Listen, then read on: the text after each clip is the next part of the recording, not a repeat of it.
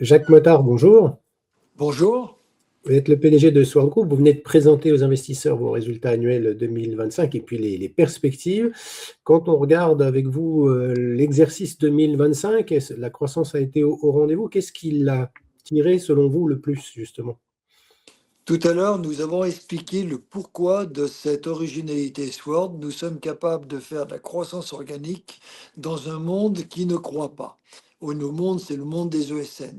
Il y a beaucoup d'explications, mais je vais essayer d'en donner deux ou trois. D'abord, c'est le marché. Nous adressons des marchés inertes et l'Union européenne, l'ONU, les gouvernements, tout ça, ça génère de la croissance actuellement. Il y a des gros besoins. Deuxièmement, l'oil and gas, tout ce qui est énergie, est en plein boom. Quand vous additionnez tout ça chez nous, c'est 90% de notre chiffre d'affaires. C'est la première raison. Et la deuxième raison, c'est l'ensemble des technologies que nous dominons bien maintenant, basées sur l'IA, autour de cybersécurité, cloud, gouvernance.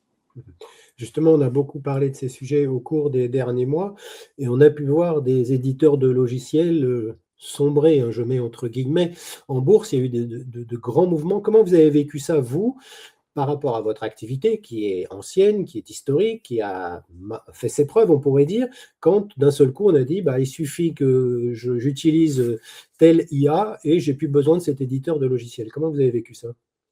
On l'a vécu en disant que on a eu bien raison depuis un moment de ne pas racheter dans le software alors qu'on était poussé par la bourse à racheter. Et on a fait quelque chose de plus cohérent, c'est-à-dire l'IA, c'est la tarte à la crème. N'importe quel commercial débutant va vous faire une démonstration. Et je pense que aujourd'hui, on a la solution avec la méthodologie qu'on a, associée aux produits et aux, j'allais dire, aux outils qui s'appellent Pathfinder. On a une solution pour auditer et résoudre les problèmes d'une grande structure. Et j'aimerais revenir au basique. J'ai vu une grande société, très grande société financière, et elle était soucieuse d'avoir une stratégie IA, mais elle pensait être très développée dans l'IA. Elle gère 756 000 agents. Et ça, ce n'est pas une stratégie IA, et c'est même dangereux. Il y a quelqu'un qui disait, un agent, c'est un malware déguisé en smoking. Retenez bien ça, vous verrez que c'est dangereux. Donc, ce qu'on a comme spécificité, c'est la capacité, via des outils et une méthode, à reprendre à zéro l'approche IA d'un grand groupe. Donc ça, c'est effectivement fondamental, puisque bon, on a pu avoir, en tant qu'observateur de ces marchés, des peurs quand on voyait ce qui se passait. Est-ce que ce que vous avez dit là est valable pour tous les secteurs ou certains secteurs vont demander plus d'adaptation? Comment ça va se passer? C'est valable pour tous les secteurs, mais pas appliqué à certains. J'explique, quand vous avez l'Union européenne, des grandes organisations comme ça, je pense qu'elles ne cherchent pas à être en anticipation et le changement va prendre un peu plus de temps. Et la question n'est pas de savoir si ça va changer, mais quand. Donc, on a des marchés où ça va changer très rapidement, l'énergie, des marchés où ça changera moins rapidement. Alors, il y a eu aussi beaucoup de sujets, vous l'avez un peu évoqué, le cloud, bien entendu, les sujets de souveraineté, de données critiques hébergées au bon endroit, on pourrait dire. Est-ce que aussi, de votre point de vue, vous avez en face de vous des clients qui peut-être accélèrent sur la transformation digitale, mais avec de nouveaux sujets? On a au quotidien des sujets de cybersécurité, on parlait du cloud. On a beaucoup de sujets qui sont, on va dire, en même temps, qu'il va falloir résoudre un peu en même temps. Ah, c'est intéressant comme question puisque euh, l'IA n'est qu'un outil. Donc finalement, le problème n'est pas l'IA, c'est ce qu'on va en faire. Et dans les enjeux premiers, c'est la cybersécurité.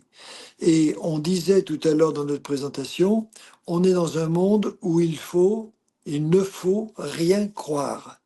Donc, pour croire, il faut avoir des outils et c'est là où nous intervenons.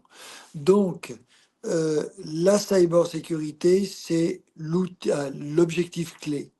L'autre chose, c'est le cloud. Vous parliez de souveraineté, vous parlez de risque. Effectivement, on va rentrer dans le multi-hybride cloud computing. On laissera chez AWS ce qui peut l'être. On gardera sur site on-premise les choses déjà un peu plus confidentielles et peut-être qu'on mettra dans des bunkers de l'armée suisse les choses essentielles. Donc, le cloud va se complexifier et c'est lié aussi à la sécurité. Sécurité, cloud computing. Ah, vous avez aussi présenté vos perspectives pour 2028, donc une projection un petit peu sur Mm. les prochaines années. Quelles vont être les clés justement pour réussir, puisqu'on sent bien qu'il y a beaucoup de choses, beaucoup de transformations en cours finalement. Euh, on est un tout petit peu en avance de phase. On n'a pas beaucoup de grosses structures candidates pour pas des schémas directeurs parce que ça gêne pas, mais pour des plans IA. On n'en a pas beaucoup encore. On fait un pari, c'est qu'à partir de la fin de cette année, ça va s'emballer. C'est pour ça que je ne suis pas inquiet pour le BP 2028, puisque je sens une accélération dans la croissance. C'est-à-dire, j'allais dire la dérivée seconde. C'est l'accélération de la croissance qui va être, j'allais dire, l'élément clé 2027 et 2028. Aujourd'hui, donc, vous dites, en tout cas, si on regarde 2026, pour vous, vous avez de la visibilité qui est là, malgré l'environnement international que l'on connaît tous. Oui, en termes chiffrés, si on additionne ce qui est réellement signé et ce qui est presque en vue de façon pondérée, et qu'on regarde notre objectif, au 1er janvier 2026, il nous manquait 10% du chiffre d'affaires 2026. Ça veut dire qu'on était déjà assuré de faire le même chiffre d'affaires que l'année dernière. Voilà les faits. Ah, c'est vrai que chez nous, on est très inerte. Donc attention, ce qu'on signe n'est pas réalisé tout de suite. Mais quand même, c'est pour ça qu'on est extrêmement positif. C'est à cause de ce backlog. Sur les perspectives et sur la bourse, regardez le cours de bourse depuis 5 ans, c'est finalement ça, on va dire, ça hésite, quoi. La bourse hésite. Comment renouer peut-être avec la croissance en bourse sur cette partie purement actionnaire, on va dire? Vous savez, dans ma longue expérience, j'ai vu qu'on adulait la bourse quand on faisait des levées de fonds avec des bonnes valos et qu'on disait la bourse c'est nul le lendemain matin. Je me méfie de ce genre d'approche. Après avoir fait tous les 2 ans pendant 20 ans une opération de marché en bourse, je ne vais pas m'amuser à dire aujourd'hui, ils n'y comprennent rien. Je dis qu'aujourd'hui, on est marqué par un secteur. On a des analystes, des analyses par secteur. Et comme le secteur n'est pas en pleine forme, ça joue contre nous. Mais je suis totalement certain que la bourse, c'est la vraie valorisation. C'est-à-dire qu'à terme, les sociétés sont valorisées à leur juste valeur. C'est pour ça que j'attends beaucoup de 2027, 26 et 27. On aura bien sûr l'occasion d'en reparler ensemble. Oui, Merci Jacques Mottard d'avoir fait le point avec nous. eh bien, merci beaucoup.